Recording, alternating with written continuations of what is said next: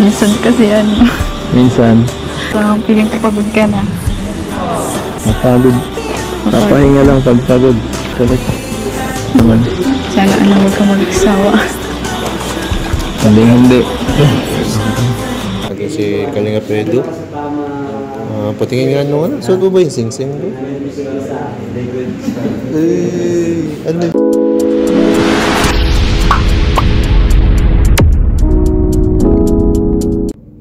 Hello mga Kalingap! Welcome back to my YouTube channel, Kuya Nel po.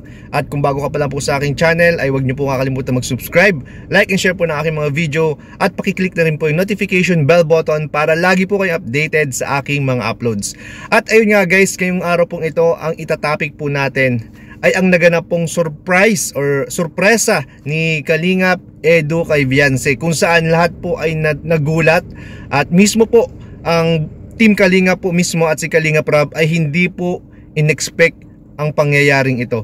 So ayun guys, at syempre bago po tayo magpatuloy ay big shoutout po sa ama po ng Kalingap, si Kuya Val Santos Matubang, ni Ate Edna, Kalinga Prab, K-Boys, Kalinga Partners at lahat po ng Kalinga Reactors. So ito guys, papanood ko po sa inyo yung mga kaganapan po doon sa surprise po ni Edu kay Vianse and yung ating short interview po kay Kalingap Edu after po nun. So yan, panoorin po natin mga Kalingap. At hanggat suot mo yan, kahit anong request mo or ano, nandito lang ako para sa'yo. Oh, parang corny na. Totoo yun. Totoo na. Sabi ko, tama, ganda yan. Huwag mo iwawala ha. Hindi ko po iwawala. Sa inyo po galing eh. Ha? Kahit na. Parang mansari po. Mas mahalaga ito sa mansari mo. Birthday mo ito eh. Pinakamahalagang tao. Okay. Thank you po. Thank you. Thank you sa surprise. Wala yung fireworks eh. Tinakot niyo ba po ako? Sige pa sa surprise niyo. Tinakot niyo po ako. Thank you kasi hindi ka nagsasawang supportahan ako. Minsan kasi Minsan? ang feeling ko pagod ka na. Papahinga lang pag pagod. Balik ulit. Kaya nga po, thank you. Naman. Sana huwag ka mag-isawa. Hindi. Ganda diba? Ano pang kulang?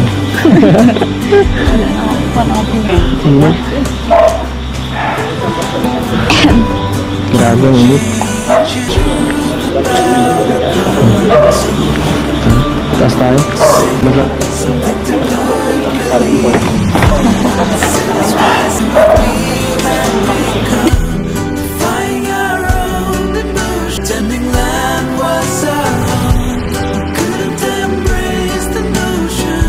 Lagi si Kalinga Pedro.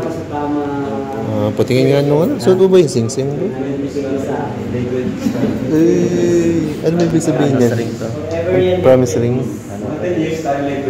Sing to ni Thanos. Panurin nyo na lang sa vlog ni Kalinga Prab. Tanggal mo ba yan? Pag gabi, di ako sanay may mga suot na Paggabi. Nailang ako. Pero dapat ingatan yan bro. Hindi pwedeng mawala yan. Kaya nga eh. Marami nakatingin eh. Marami nagbabantay dyan. Mahirap na pag nawala yan. Bili ka na ulit bago. Dapat may spare ka. Duplicate. Mahirap duplicate. Ayan. At ayun mga Kalingap, napanood po ninyo yung kaganapan sa surprise po ni Kalingap Edu kay Vianse nitong kanyang birthday po. Grabe po, hindi ko po alam kung saan po ako magsisimula. So I'm so speechless po sa mga nangyaring ito. Sobrang saya ko po, promise. Sobrang saya ko po sa nangyayari po sa Tambalang EDSI. Kasi dito talaga makikita mo dun sa dalawang ito yung kilig sa mga mata, sa mga sa mga linya nila. Talagang galing talaga sa puso nila yung mga sinasabi nila. And ayon sa ano ko, sa obserbasyon ko, sila yung parang talagang pinaka nag-effort sa isa't isa. Sila yung kagaya ni Viancy, yung surprise niya dati kay Edu, talaga namang pinagpaguran po yun.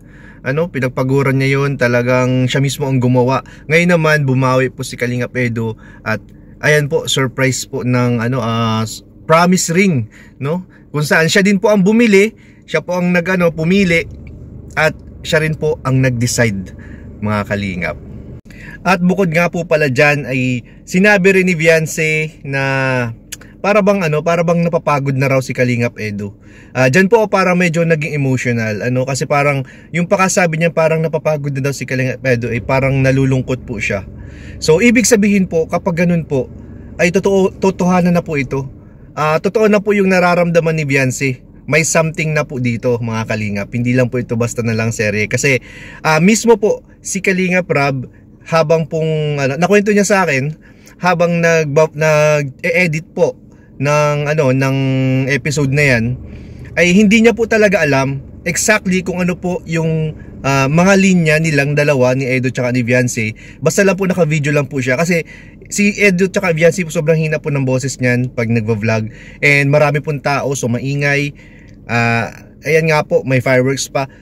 So hindi po alam talaga ni Kalingap Rob kung ano po yung mga pinagsasabi ng dalawa, hanggat po nag-edit na po si Kalingap Rob, at dun niya nga po napakinggan yung mga linya ng dalawa, kung saan sobrang kinilig po si Kalingap Rob, na as in legit na legit po yung kilig. Pakakwento niya sa akin, hindi daw niya in-expect na ganun daw yung mga sasabihin po nilang dalawa.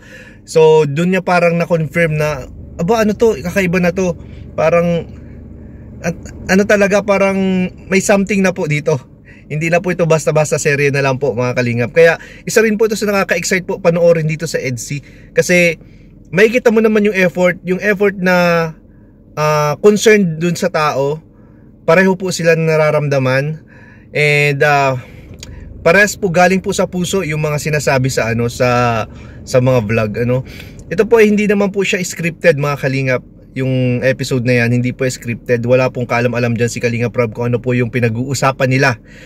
Kaya ito nga po, at gulat na gulat po si Kalingap Rob. At ganun, bukod doon ay sobrang saya po niya sa nangyayari po kay Kalingap Edu at kay Viancy. So yun nga guys, since sinabi po ni Viancy na napapagod na daw baka daw napapagod na si Edu, clarify naman ni Edu na hindi po siya mapapagod. Kaya ayan nga po guys, nung sinuot niya po yung singsing kay Viancy, sinabi niya dito na hanggat suot mo yan, hindi ako mawawala. Ayan, may assurance na po. Yan po ay parang assurance po ni Edu kay Viancy, yung promise ring na yan. At ganoon din naman si Viancy kay Edu, sigurado ako. At isa rin nga po pala guys na tumatak po sa akin na sinabi po dito ni Viancy, ay yung sinabi niya kay Edu na sana po hindi ka magsawa, no? Napakasimple lang sinabi niya, pero malalim po ang pinaghuhugutan nito. And sana wag kang magsawa. Bakit ayaw niyang magsawa si Edu? Isa lang kasi ang ibig sabihin niyan, kasi may feelings na po si Viancy kay Edu. Yan po talaga ang katotohanan, mga Kalingap. Kaya ako po, naka-standby lang po ako dito, nag-aabang po sa pang mga mangyayari dito sa Tambalang EDC. Kasi talaga naman pong legit po ito, mga Kalingap. At sobra-sobra po ang pakilig dito, kaya hindi ko talaga masisisi po ang mga fans na magkagulo talaga. Kita nyo naman yung pagmamahal kay Viancy nitong birthday niya. Talagang bumuhos yung pa-bouquet, pa-surprise, at mga pagbati kay Viancy. Which is deserved naman talaga ni Viancy, kasi sa lahat po talaga si Viancy po ang pinaka matatawag nating very positive. Very positive po siya sa mga ginagawa po niya, lalong-lalo na sa Kalingap. At i-remind ko lang po pala kayo, mga Kalingap, ito po ay hindi pa po debut ni Viancy. Ito po ay 17th birthday pa lamang. So ito po, malaki po grabe po ang palaisipan kung ano po ang mangyayari sa 18th birthday ni Viancy. So feeling ko mayroon pong pasabog na mangyayari po sa 18th birthday ni Viancy. So kapit lang po tayo mga ka-EDC at abangan po natin. 1 year na lang po, hintayin natin at baka yung ating pong pinapangarap na mangyari ay matupad po sa kanyang 18th birthday.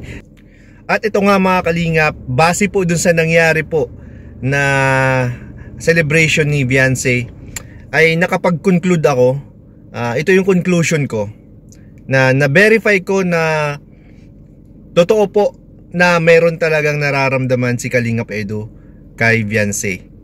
Si Viancy po, umamin naman na siya dati, may crush daw siya kay Edu. Alam ko hindi lang po basta crush yan. Mas malalim po yung nararamdaman po ni Viancy kay Edu. At ngayon po, na patunayan na po natin na si Kalingap Edu ay ganun din po ang nararamdaman kay Viancy. At yan lamang po sa vlog na ito mga kalingap. Maraming salamat po sa inyong patuloy na pagsuporta sa aking channel at sa lahat po ng vloggers na nasa ilalim po ng Team Kalingap. Ayan, thank you so much po sa lahat. At bye bye po and Jesus loves you po. Bye bye.